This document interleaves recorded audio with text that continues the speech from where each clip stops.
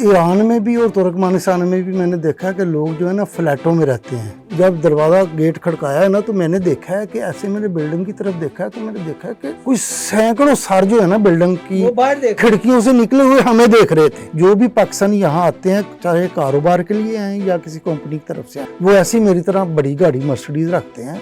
Iran में बहुत ज़्यादा स्पोर्ट्स जाता है, ये फुटबॉल और बाकी चीज़ें। अस्सलाम वालेकुम व्यूअर्स, मैं ख्वाजा आफ्ताब हसन स्टूडियो में सीनियर सहाफ़ी नईम जावेद साहब। ईरान से शुरू हुआ और तुर्कमानिस्तान तक पहुंच गए। तुर्कमानिस्तान के शहर अशकाबाद में हम मौजूद हैं। पिछले 2 एपिसोड्स में आपने नईम साहब की दिलचस्प और मज़े की गुफ्तगू सुनी। वहाँ पे जो कुछ हुआ, अभी बहुत कुछ होना बाकी है क्योंकि नईम साहब अभी वहाँ पे मौजूद हैं और चूँकि ये 7 दिन का स्टे है और पिछले 2 एपिसोड में ज़ाहिर है 2 रोज़ गुजरे हैं। नईम साहब, पहले तो स्टूडियो में बहुत खुशामदीद।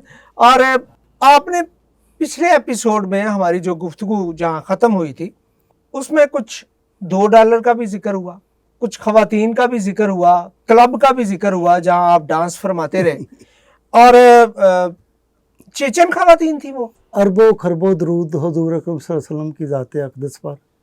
ख़ाज़ा साहब, ख़वातीन जो ऐसे ममालिक हैं, आम क्लबों के बाहर सड़कों पे लड़कियाँ मिल जाती हैं, दुआ सलाम होती है।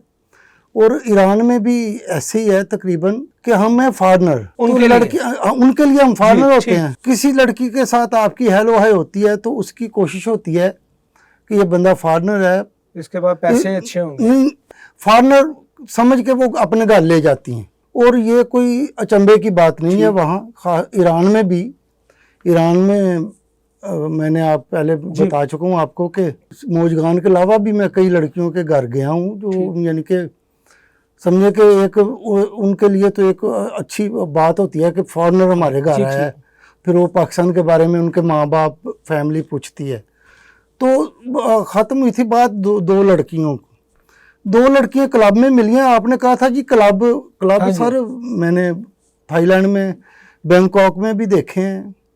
और डांस का आपने जो कहा था, तो क्लब के अंदर जो माहौल होता है, जो लाइटिंग होती है और जो म्यूजिक होता है, वो तो डांस बंदा ना करे तो फायदा ही कोई नहीं जाने का। खुद ब खुद ही डांस बंदे का निकल जाता है। अगर ये बिल्कुल दुरुस्त कहा।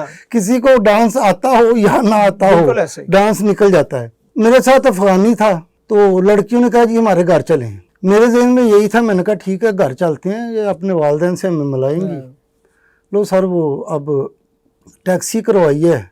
ईरान में भी और तुर्कमानिस्तान में भी मैंने देखा है कि लोग जो है ना फ्लैटों में रहते हैं। तेहरान में तो टोटल ही है ना, चाहे मशहद हो, पूरे ईरान में ठीक ज़्यादा जो लोगों की रिहाइश है ना फ्लैट सिस्टम है। और जो बेसमेंट में फ्लैट होता है वहाँ उसका किराया या उसकी कीमत सबसे कम होती है और सबसे ऊपर जो फ्लैट होता है ना उसकी कीमत सबसे ज़्यादा होती है। अच्छा, पाकिस्तान से उल्ट हुआ ना। हाँ जी, पाकिस्तान में जो टॉप पे चले जाते हैं तो किराए कम हो जाते हैं। हाँ जी। अच्छा, यहाँ लिफ्टें खराब हो जाती हैं, सीढ़ियों पे गंद होता है। हाँ, इस वजह से जो है ना वो। तो वैसे भी जैसा हमारा यहाँ का गर्मियों का जैसा खतरनाक मौसम है, उस हिसाब से तो टॉप पे ज्यादा गर्मी होती है। अच्छा, आप चले गए, टैक्सी ले गए? टैक्सी ली सर, वो उनके घर चले गए लड़कियों के। तो उन्होंने अपना घर दिखाया। मैं नाम को याद है नईम साहब? सर लड़कियों के दोनों के नाम इंग्लिश टाइप थे, रीटा या बीटा, जो कुछ भी। यार ये तो ज्यादा, सारा वाकया याद है लेकिन नाम याद नहीं। सर नाम याद नहीं है। एक हो तो याद हो ना। नहीं, बाद में एक और मिली थी। अच्छा, मुझे टेलीफोन एक्सचेंज में मिली थी। उसका नाम याद है। वो मैं बाद में बताता हूँ। सर उसके घर गए हैं, अफगानी था मेरे साथ। अच्छा, वही मुफ्तखोर। सर मैं अब ड्राइवर वाली सीट पे बैठा हूँ। अच्छा, उसने क्या किया कि एक लड़की को दाएं जाना, एक लड़की को बाएं जाना, जिसने किराया दे रहा है।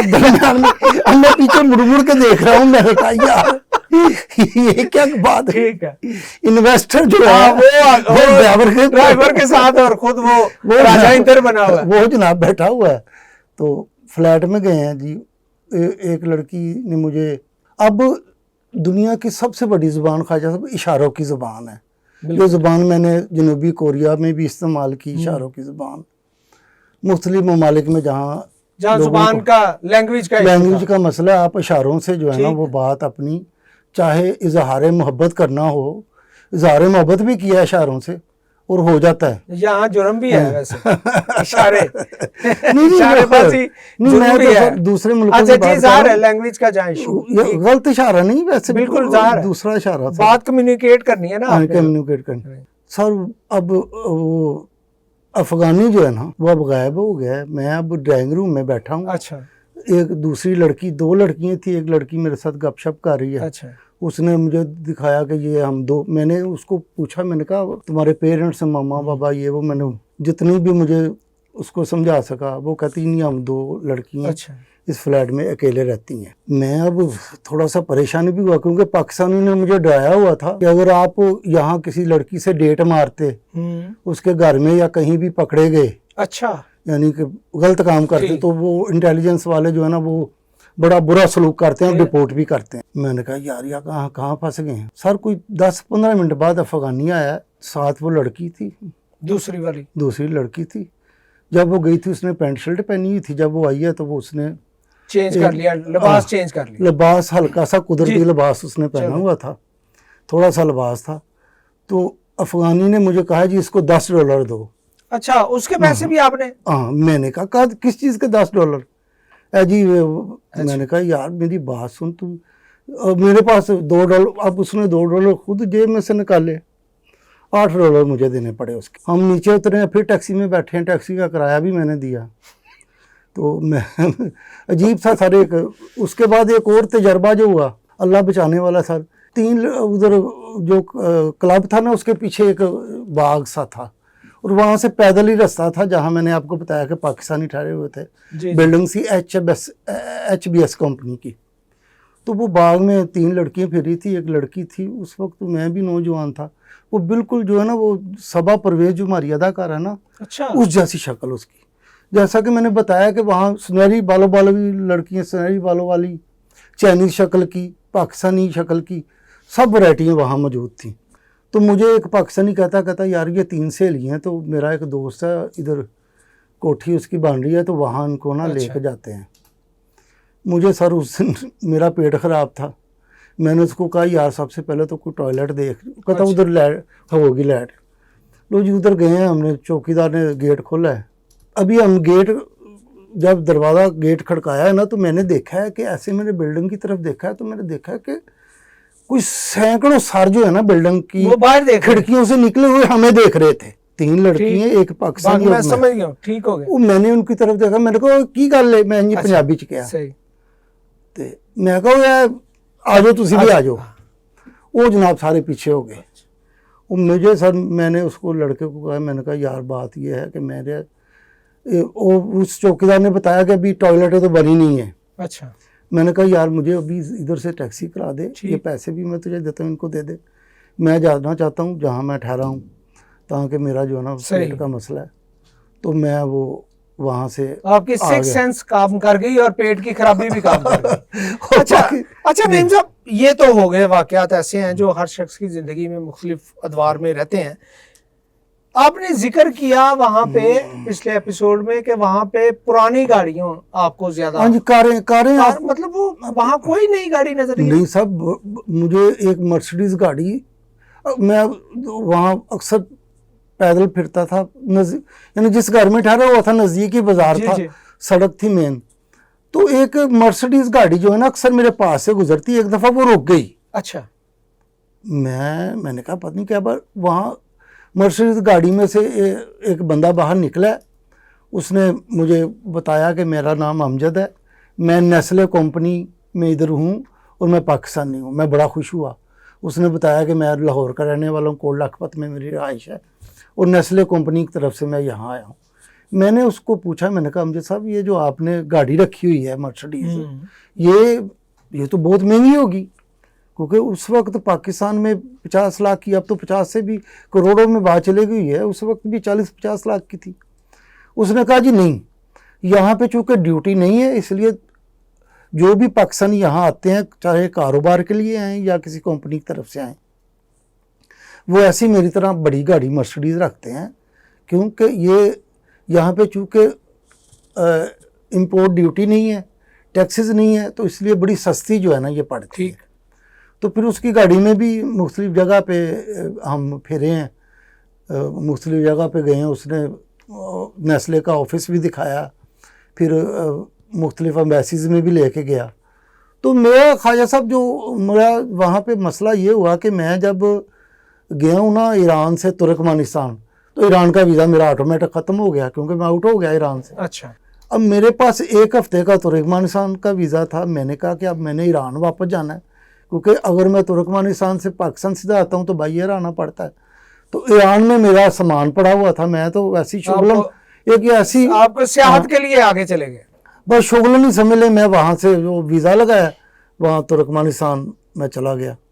अब मैं गया हूँ ईरान की एम्बेसी। वहाँ एम्बेसी जैसे यहाँ लाहौर में है ना ईरान का कौंसलर जनरल, जी जी, बिल्कुल ऐसी उनका आर्किटेक्ट का जो निज़ाम है ना, जो एक बिल्डिंग जैसे का एक जैसा ही, ऐसी खूबसूरत सी खताती जी जी। और ऐसी वो पीली सी टाइलें लगी हुई। तो मैंने जाके उनको बताया कि मैं ईरान से आया हूँ, ईरान ही जाना है। उन्होंने वही सवाल जवाब दिया कि आप पाकिस्तानी एम्बेसी जाएं, वहाँ से पाकिस्तान का आप जो है ना लेटर लेके आएँ। फिर लो जी, मैं पाकिस्तान की एम्बेसी गया हूँ, तो वहाँ हाल में पाकिस्तान की एम्बेसी वालों ने अंदर बुलाया, तो वहाँ काफ़ी पाकिस्तानी मुझे मिले। एक मिला, वो कहता जी वोडका जो है ना, मैंने ये यहाँ जो शराब बनती है तुर्कमानिस्तान की वोडका, मैं उसका स्टिकर छापता हूँ। अब स्टिकर के पैसे मेरे साथ जो एग्रीमेंट हुआ है वो है कि स्टिकर के पैसे ये डॉलरों में देंगे। अब ये मुझे कह रहे हैं कि ये बैग उठाओ मनात का, ये ले जाओ, लोकल करेंसी। हाँ, लोकल करेंसी मुझे दे रहे हैं। तो मैं इस सिलसिले में एम्बेसी आया हूँ कि मुझे ऐसे नहीं, मुख्तलिफ लोग जो लेदर जैकेट्स जाती थी, बूट, ये अपना लेदर शूज़, बेशुमार आइटमें पूरी सिर्फ तुर्कमानिस्तान नहीं, जितनी भी सेंट्रल एशियन जो रियासतें हैं ना, उज़्बेकिस्तान, कज़ाकिस्तान, ताजिकिस्तान, सब में ये सामान अभी भी जाता है। तो उन्होंने जनाब मुझे कहा कि ये जो है ना, एम्बेसी में जितने लोग थे वो ज्यादातर किसी ना किसी इशू की बुनियाद पे आए हुए थे जी। अब वो वोडका की बात हो रही थी कि वोडका वहाँ पे सस्ता है और पानी की बोतल, मिनरल वाटर की बोतल महंगी है। अच्छा। हाँ हाँ जी। अच्छा नईम साहब, नेशनल बैंक पाकिस्तान का जिक्र किया कि वहाँ भी उसकी इमारत थी, क्या कहीं और भी पाकिस्तान के मजीद कोई दफातर या इस तरह की बिल्डिंगें वहाँ थी कोई? हाँ जी, पाकिस्तान के सबसे बड़ी जो पाकिस्तान का दफ्तर है वो पाकिस्तानी की एम्बेसी थी। वहाँ मैं गया हूँ, आपको बताया भी है कि वहाँ पे पाकिस्तानी आए हुए थे, अपने मसले, जो बिजनेसमैन है वो अपने। अच्छा, यहाँ से मुझे एक और बात ज़हन में आती है कि क्या अशकाबाद का जो बिजनेसमैन है, आपको क्या लगा कि वो किस तरह बिजनेस करते हैं? ईमानदारी की बुनियाद पे करते हैं या कहीं ना कहीं कोई चक्करबाजी करने की कोशिश करते हैं? ये बहुत आम सवाल इस हवाले से है कि जो लोग बिजनेस की गर्ज से जाते हैं उनके लिए बड़ी अहम चीज़ होगी। सर बात यह है कि एक तो मेरा वहाँ क़याम इंतहाई मुख्तसर था, और जो पाकिस्तानी बिजनेस में, मुझे पहली बात यह है कि मुझे ज़्यादा लेबर वहाँ मिली पाकिस्तानी जो HBS कंपनी में काम करते थे। ठीक। बिजनेसमैन मैंने देखे हैं, एक वो सड़क पे जो मुझे मिला है, अच्छा, नेस्ले कंपनी की तरफ से बिजनेसमैन, वो भी मुलाजिम ही था। ठीक। एम्बेसी के अंदर जो बिजनेसमैन मिले हैं उनसे मैंने पूछा है, तकरीबन वो मुतमईन ही थे। अच्छा, सिर्फ वोडका का जो स्टिकर बना वो बंदे का इशू था, उस बंदे का कोई इशू था। हो सकता है कि उसने एग्रीमेंट में कुछ ऐसी बात हुई हो, ठीक क्या हुआ हो, लेकिन ये है कि ओवरऑल जो है ना, उस वक्त बहुत ज़्यादा अपॉर्चुनिटीज़ थी, और मेरा ख्याल है अब भी हैं। ठीक। पाकिस्तान की जो प्रोडक्ट है वहाँ मुतारफ़ कराने की, वहाँ जितनी सर्दी पड़ती हैं, लेदर आइटम्स हैं, इसके अलावा स्पोर्ट्स आइटम है। ठीक। ईरान में बहुत ज़्यादा स्पोर्ट्स जाता है, ये फुटबॉल अच्छा। और बाकी चीज़ें। अच्छा नईम साहब, जाने से पहले मैं ये पूछना चाहूँगा कि क्या अशकाबाद का सफ़र अभी जारी है या यहाँ से आपने वीज़ा लिया और वापस ईरान चले गए? नहीं सर, अशकाबाद की कुछ बातें रहती हैं, वो एक एपिसोड मजीद करेंगे, अगले एपिसोड में करेंगे, दोबारा ईरान चले जाएंगे जी इंशाल्लाह। व्यूअर्स, नईम साहब अभी अशकाबाद में मजीद क़याम रहता है इनका, और देखते हैं आने वाले प्रोग्राम में वो और कौन कौन से इंकशाफात करते हैं। हमारे साथ जुड़े रहिएगा और देखते रहें मशरिक डिजिटल। ख्वाजा आफ्ताब हसन को, टीम को इजाज़त दीजिए। अल्लाह निगहबान।